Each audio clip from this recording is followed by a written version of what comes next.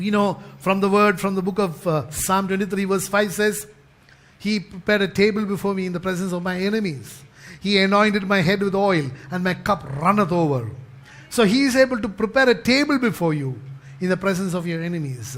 But when you are based your whole life not having a revelation knowledge of Jesus, and when you are totally dependent on religion, then you will have doubts come into your mind. And as in Psalm 78 verse 19, you might say, 78 verse 19, no believer should. But people who are totally unaware of the righteousness of God and the faithfulness of God may say, yes, they spoke against God. They said, can God prepare a table in the wilderness? Can God prepare a table in the wilderness? Yes, of course He can prepare a table. He can prepare a table not only in the wilderness, He can prepare a table even before your enemies. Amen. Hallelujah. To show forth His glory and His favor upon your lives. Hallelujah. Isaiah 51 verse 14 says, the captive exile hastens that he may be loosed, that he should not die in the pit, and that his bread should not fail. So you find there is a great thirst for man to escape from that. But the main requirement is that he must have a knowledge that he is in the pit. Are you with me? It is a knowledge that you are in a pit which will prompt you to want to escape. It is a knowledge of the prodigal son that he was in the wrong place, that he was in the pigsty, which made him stand up and take a resolution that I am going back to my father's house. Today, it is this knowledge that you and I must pray that the church, the traditional church, will have. And again it says that, and that his bread should not fail. The bread should not fail. You read from the book of Ruth chapter 1 verse 16, 1 verse 6, there was some good news. They had gone away because there was a famine in Jerusalem. And then they heard a good news that there is bread in Bethlehem. So they took a decision to come back to Bethlehem. Are you with me? So our God will never fail you. If you are thirsty, if you are zealous for the Lord, He will definitely see that you are fed and you are provided for everything that you need. Again, Amos chapter 8 verse 11 says, behold, the days are coming, says the Lord God, that I will send a famine on the land, not a famine of bread, nor a thirst for water, but of hearing the words of the Lord. Today I want to tell you, we are almost very much in that situation. Today you find we in Kerala are so lucky, because maybe it's God's own country. Hallelujah. Hallelujah. But when you look around, even in North India or in other places of the world, you find believers are up to so much of persecution. People are being killed for professing that Jesus Christ is their God, Lord. Are you with me? And there are also places where people are just listening to the word in hiding, night, away. There are places, I believe, in the Middle East where they don't have a meeting in the same place. Today, this week they meet here, next week they meet somewhere else. Are you with me? And they park their cars maybe a couple of kilometers away, and they walk so that there is no suspicion. There is no cars gathered around one particular house so that it will be suspicious. Are you with me? There is such a great thirst, and people are willing. That is why you find again people say that people really meet the Lord in the Middle East. Hello? People who are staunch religious people here, people who never had anything to do with Jesus, they go to the Middle East and they meet Jesus. Hallelujah, hallelujah, hallelujah. Even if it is like they say, necessity is the mother of invention. Hallelujah. Maybe it is their personal, some situation in their lives. But whatever it be, it is always for the good. Are you with me? So you understand one thing. When there is such a scarcity for the word, people who are like in Kerala, we do not even understand what is like not to have water, good water to drink. Hello. We do not understand what it is unsafe to go out on the roads. But there are so many places in the world, people do not even have good drinking water. Are you with me? People cannot even venture out after dusk.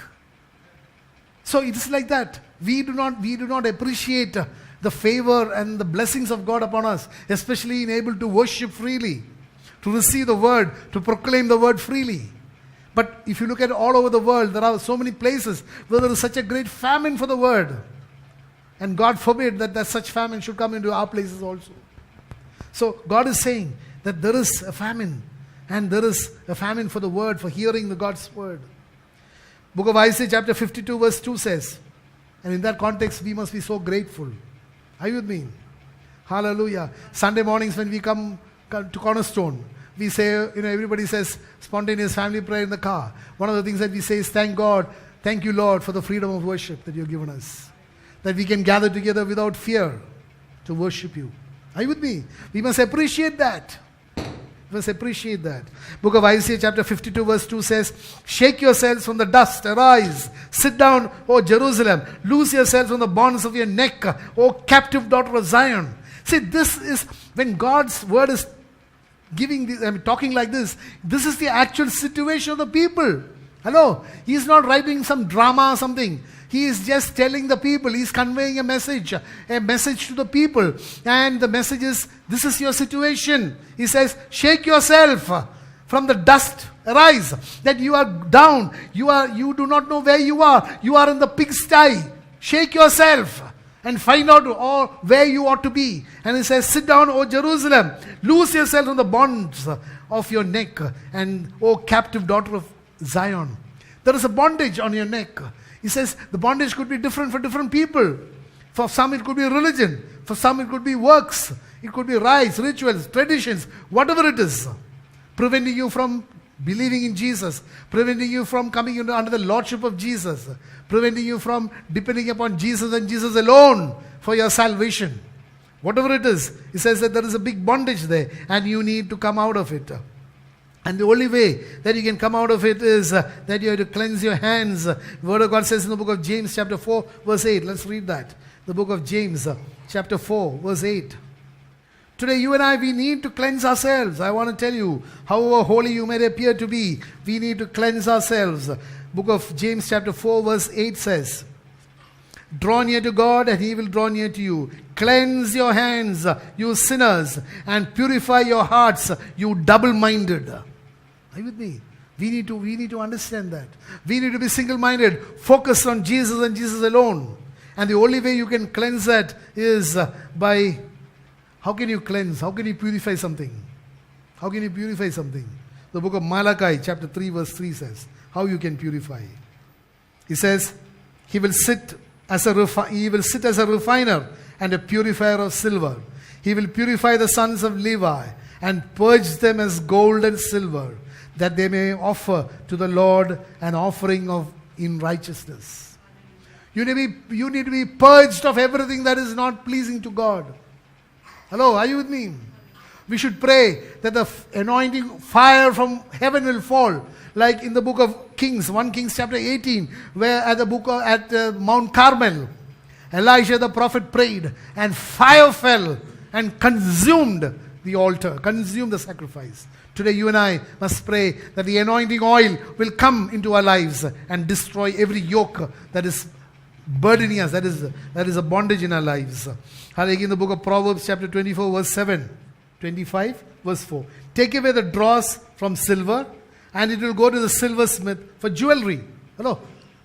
Hello. Take away the dross from silver and it will go to the silversmith for jewelry.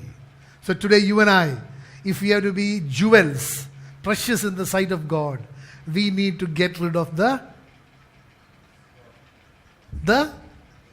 dross. The dross in our life which brings about impurity to the metal need to be burnt so that you are pure silver, so that you are useful in the hands of the jeweler. Are you with me? So we need to purify ourselves. Hallelujah. Hallelujah. Again, book of Zechariah, chapter 2, verse 7 says, up Zion, escape you who dwell with the daughters of Babylon. We know Babylon in the old scripture is today's world, the worldliness. He says, up Zion, escape you who dwell with the daughter of Babylon. We know comparative word escape, get out, is there in the book of Genesis chapter 12, verse 1. God told Abraham, get out of your country, your family, and your father's house. Get out. So today there is an urgency for separation, an urgency for sanctification. Are you with me? Are you with me? This is the way, because if you are in the prison house with all your friends, it is time that you said goodbye to your friends and go out. And if you fear, or if you are afraid that you are even waiting to say goodbye might make you change your mind, or they would pull you back, don't even say goodbye, just walk out. Hello? Are you with me? Get out, get out, get out. That's what the Lord is saying. Don't look at what people might talk about you. They may speak about you behind your back. Nothing is worth when compared to what you're missing. The kingdom of God. Kingdom of God, I want to tell you, my dear brother, my sister, is too precious. Today, so many people who really know the truth of the gospel of Christ, who really know that all the tamasha that they're doing in church or religion is all really nonsense, who really know that praying for the dead is of no avail, who really know the truth, they are still not willing to give it up because they want to be part of that secure religious group. Are you with me? They want to be invited for all the functions. Are you with me? I know when I sometimes sit and talk, something, it is like, in a voters list your name is cut off. Hello? In the social circle, our names have been mostly cut off.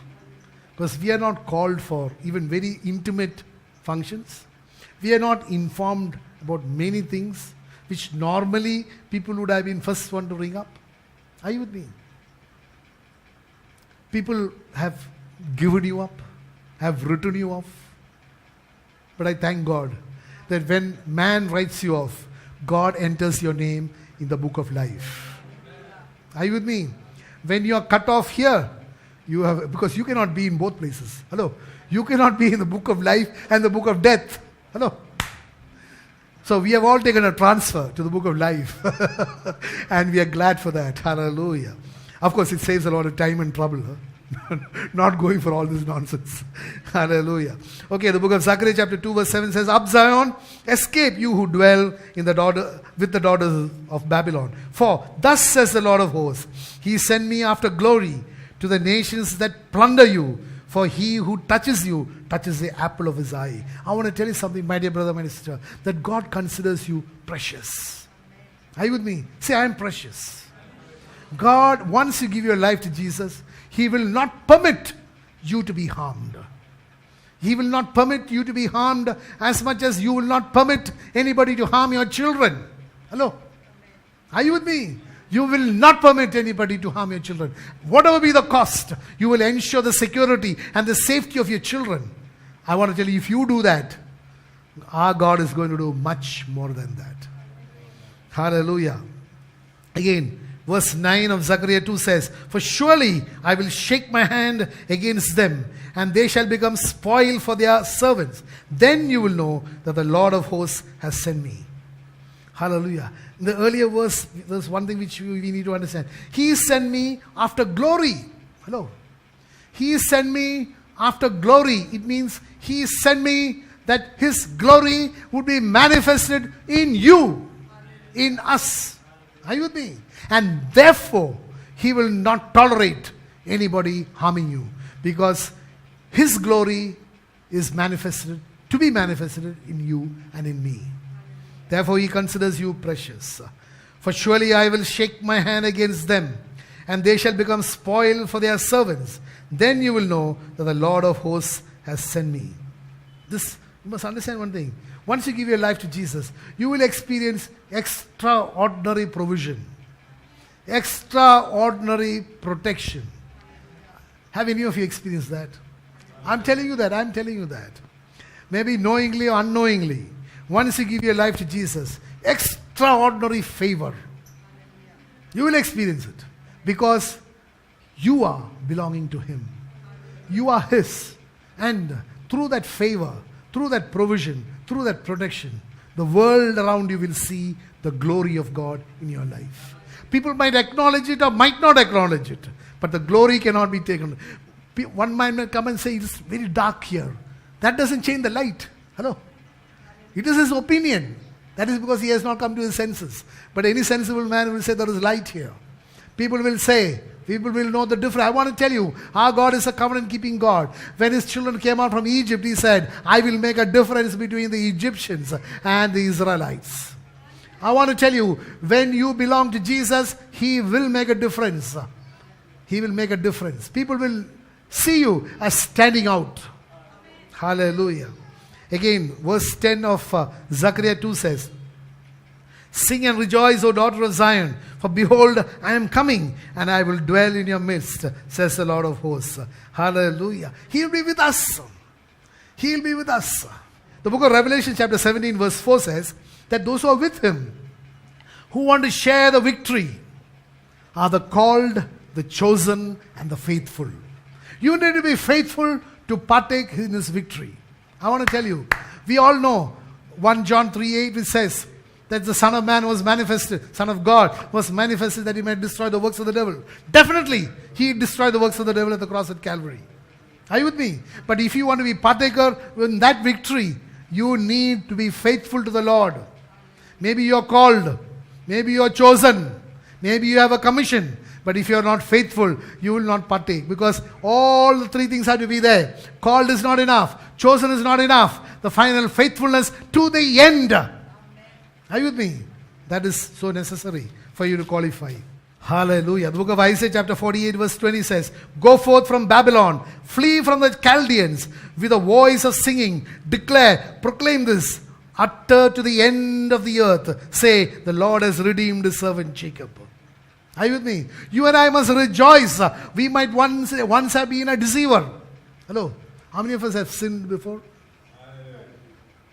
But you must be able to proclaim that the Lord has redeemed his people, Jacob, his servant Jacob. So this is a very personal thing, he's saying. The Lord has redeemed his servant Jacob. You and I have been redeemed, and we must shout. It says, Go forth from Babylon, flee from the Chaldeans, with a voice of singing, declare, proclaim this, to the utter end of the earth. Say, the Lord has redeemed his servant. If you and I people when they see you, they must be able to see the joy of the Lord. Hello? They must be able to see the joy of the Lord in your face. They must be able to see something different. Today, you must be able to say, the joy of the Lord is my strength. Hallelujah. Look, Zechariah chapter 9 verse 11 says, As for you also, because of the blood of your covenant, I will set your prisoners free from the waterless pit. Many are swimming in waterless pits. Many are relying upon religion where there is nothing. There is emptiness. There is dryness. There is absolute dryness there. But God has come to redeem us, to take us out of those waterless pits. And then he says, Return to the stronghold, you prisoners of hope. Even today, I declare that I will restore double to you. Prisoners of hope. What is it? I want to tell you, prisoners of hope. One explanation would be, they are prisoners who have hope. Are you with me? They are prisoners who have hope. If you read the word in the book of Romans chapter 5 verse 5, it talks about that I put my trust in, I have hope, the hope that does not disappoint me because of the love of God which has been poured out into my heart by the Spirit of the living God. Are you with me? So they are prisoners, but they have hope. Are you with me? Hallelujah. Another thing you could also say, that just as much something holds you, you are bound by that. You can also be bound by the love of God. You can also be bound by the hope that is in Jesus. Are you with me? That because you are bound, you do not shake. Are you with me? Hello? You are bound. It could be both ways. I mean, both explanations are there. One is you are a prisoner, but with hope. That whatever be the situation that I am facing, like if when you read the word from the book of Romans chapter 5 verse 3 to 5, tribulation leads to perseverance, perseverance leads to character, character leads to hope, a hope that does not disappoint. So, you may be going through really bad circumstances, but in that midst of that, you have hope. You are a prisoner with hope. The other is, just as the world has captivated you, now you are giving your life to Jesus. He is hope personified. and that Jesus has captivated you. Are you with me? He has captivated you so much. Because the word, when you read in the book of Romans again, it says that you are either a slave to sin leading to death, or you are a slave of righteousness leading to life. Are you with me? So like that, you can say you are a prisoner of Jesus. You belong to Jesus. You are bound by Him. You are held by Him. You are upheld by Him. Are you with me? Hallelujah. And when you have that, God says that I will reward you with double portion. Book of Ephesians chapter 3 verse 20 says, and to Him who is able to do exceedingly abundantly much more than we can ask or think, according to the power that works in us, He will reward you abundantly. Hallelujah. When you belong to Him, this is what you need to understand, that the qualification is that you have to have your faith in Jesus Christ and Him alone. Have Him as a Lord and Master of your life, and then all these blessings of the Lord has promised will become yours.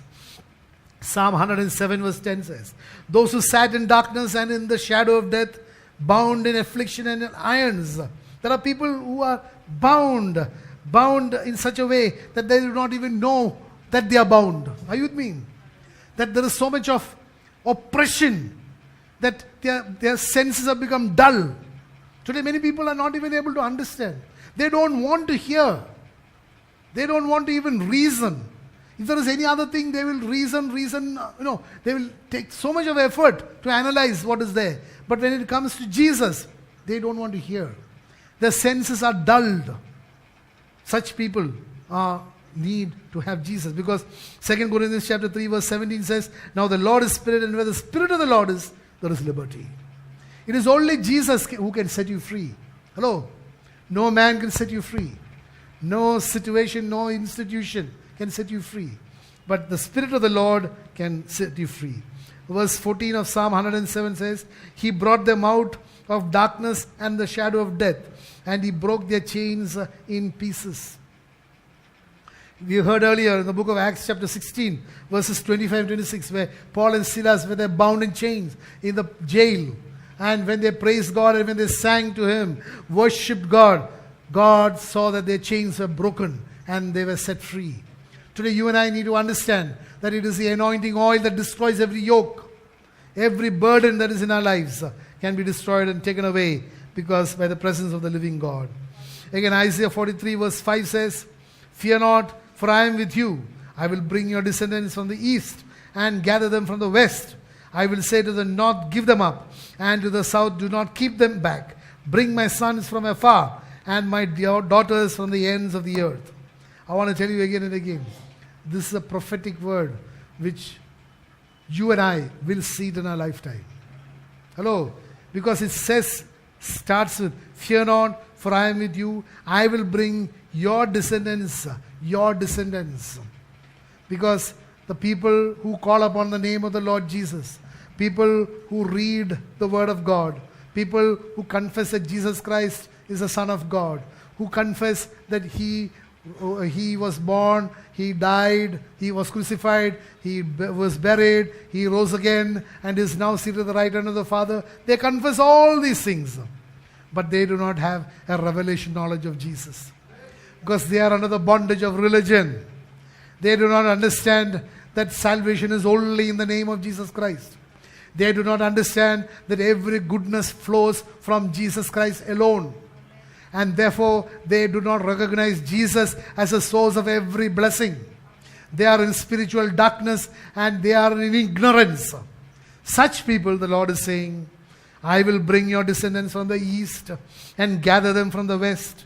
I will say to the north, give them up, and to the south, do not keep them back. Bring my sons from afar and my daughters from the ends of the earth. This is something which you and I will see in our lifetime.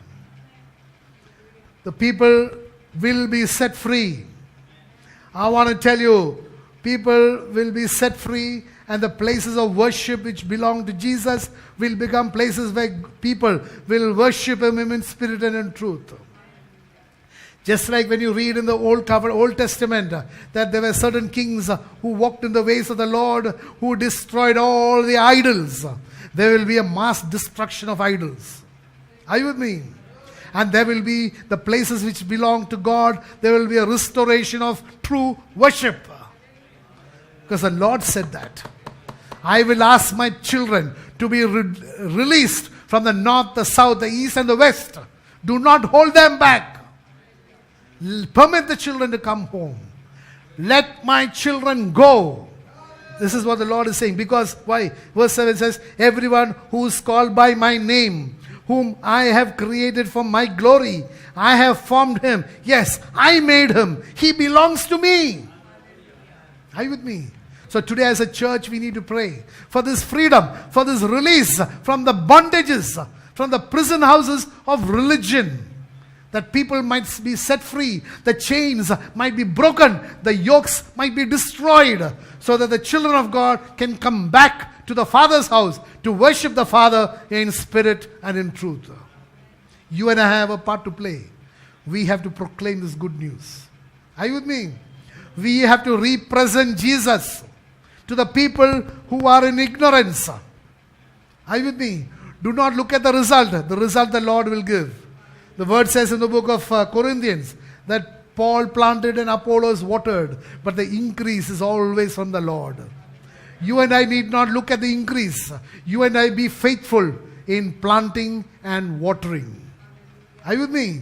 Sharing God's word and encouraging the people to obey his word. The fruitfulness will be provided by the Lord. And as far as God's covenant is unchanging, I can tell you, this you and I will see in our lifetime. It is not very far away. Someone is going to retire in 3 years' time, 4 years' time. Things are going topsy-turvy. You didn't read the papers? You didn't read the papers? Things are happening. And when the Lord says, start, the change starts. And what he has opened, no one can close. And what he has closed, no one can open. Can everybody say amen to that? Amen. Amen.